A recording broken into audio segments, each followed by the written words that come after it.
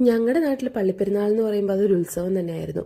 March മാസത്തിലെ യോസേപ്പിതാവിൻ്റെ കൂട്ടുപെരുന്നാൾ അടിപൊളിയായിരുന്നു.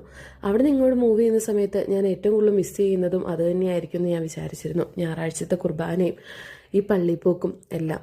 പക്ഷെ ഇവിടെ വന്നിട്ട് അങ്ങനെ മിസ് ചെയ്തൊന്നുമില്ല. പക്ഷെ ഞങ്ങൾക്ക് പള്ളിയിലോട്ട് മലയാളം കുർബാന കൂടാൻ പോകാൻ ഒത്തിരി ദൂരമുണ്ട്. അതുകൊണ്ട് തന്നെ ഇവിടെ ഇംഗ്ലീഷ് കുർബാനയാണ് മാക്സിമം കൂടുന്നത്. പിന്നെ പള്ളിപ്പെരുന്നാളൊക്കെ ആയി മിസ് ചെയ്യേണ്ട ആവശ്യമില്ലല്ലോ. ഇപ്രാവശ്യം ഫാമിലി ഉണ്ടായിരുന്നു കൂടെ.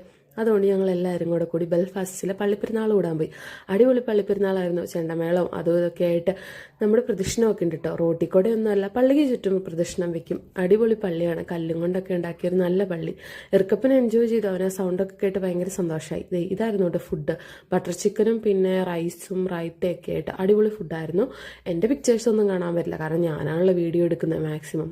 നിൽക്കുന്നു ഞാൻ, ഓർക്കും തോന്നി. എനിക്ക് ഒത്തിരി ഇഷ്ടപ്പെട്ട ഡ്രസ്സായിരുന്നു, അതുകൊണ്ട് മാത്രം എൻ്റെ ഒരു picture വെച്ചതാട്ടോ. Thank you for watching my video guys. God bless you.